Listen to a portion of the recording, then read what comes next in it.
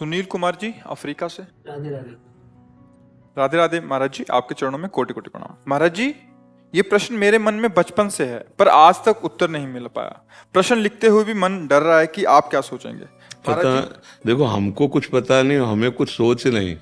आप प्रश्न करो, श्री जी चाहेंगे तो उत्तर मिल जाएगा, नहीं चाहेंगे तो हम तो कक्षा 9 पढ़े हैं 9 पढ़े हुए क्या उत्तर दे सकते हैं।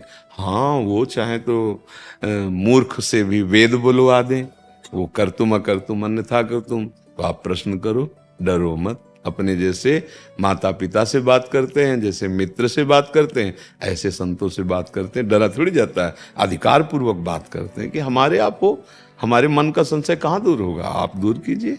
क्योंकि जैसे अपने माता पिता, अपने मित्र, तो हम अधिकार पूर्वक बात करते हैं ना, ऐसे संतों से बात करते हैं, डरा नहीं जाता। महाराज जी, आपके सत्संग में सुना है कि भगवान के भजन करने वाले को त्रिभुवन में कोई भी परास्त नहीं कर सकता।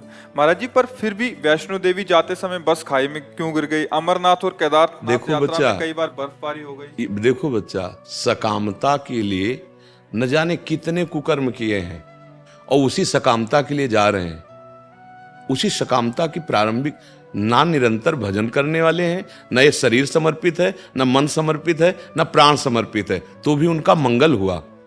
क्योंकि वो जा रहे हैं वैष्णो देवी, मरना तो था ही उनको, पर मरे वैष्णो देवी में, उनका मंगल हो गया बच्चा।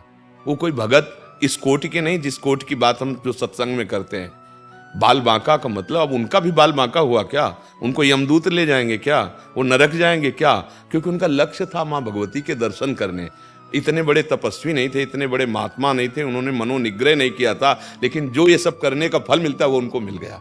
शरीर तो छूटना ही था, शरीर की एक अवधि है।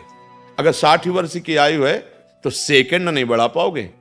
सेकंड 60 वर्ष तक तुमने जितनी संपत्ति कमाई सब दे दो और 1 सेकंड श्वास बढ़वा लो, ऐसा सृष्टि में विधान नहीं है। ऐसी कीमती श्वासों को भगवान में लगाया ही नहीं, पर फिर भी काम बन गया। बद्री नारायण गए, बस कंट्रोल बाहर हुई, सब के सब मर गए। कहां पहुंचे? भगवान। इसको निगेटिव के लेते हो, नकारात्मक सोच में के लेते हो। आप वृंदावन आए, आप रिक्शा में बैठे, रिक्शा पलट गया, हाथ टूट गया। अब आपको लगेगा कि मैं वृंदावन आया, भगवत मार्ग में कदम रखा, यार हमने यहां क्या पाप किया जो भैया हमारा हाथ टूट गया? हाँ, तुम्हारी गर्दन टूटनी थी, तुम्हारी नस नस टूटनी थी। अब एक हाथ टूट करके सब पूरा निपट गया। एक जो है, कई बार सुना चुके हैं, सत्संग जो अच्छे से सुनोगे तो उत्तर सब उसी में मिल जाएंगे। बाल्यावस्था से भजन में लगे हुए थे, तो यौवन अवस्था थी, बैरागी बनकर गंगा स्नान करने जा रहे थे कि 90 लोग उधर से, कोई भाला, कोई लाठी, कोई तलवार, उस समय ये चलती थी, वो घेर लिए उनको मारने के लिए। उनका भैया काट तो डालोगे, 90 लोग हो, हम अपने ठाकुर को स्नान करके चरणामृत पी लें, फिर मार डालना। स्नान किया, वो लोग रुके रहे, ठाकुर जी को स्नान किया, चरणामृत किया और भाव में हुए कि प्रभु हमसे इस जन्म में कोई गलती तो हुई नहीं, फिर मतलब इतना बड़ा दंड, 90 लोग हमें एक साथ मारेंगे। तो भगवान उनके भाव में प्रकट हुए, बोले देखो अब तुम हमारे पास आ रहे हो, तुमने 90 ऐसे बड़े भयंकर हिंसात्मक अपराध किए थे कि तुम्हारे 90 जन्म होते और एक एक करके तुम्हें 90 मारते।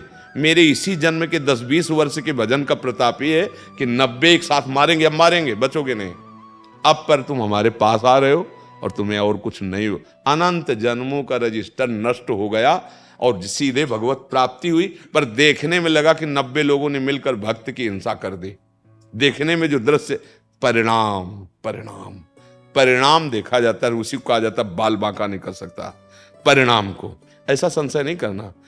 देखो, जब हम भगवत पार्षद बनते हैं तो सामर्थ्य भी होती है, ध्यान देना। इसलिए बच्चा, इस प्रश्न का समाधान निगेटिव में नहीं है, पॉजिटिव में है। आपको समझ में आया? संतुष्ट हैं आप इस बात से? जी।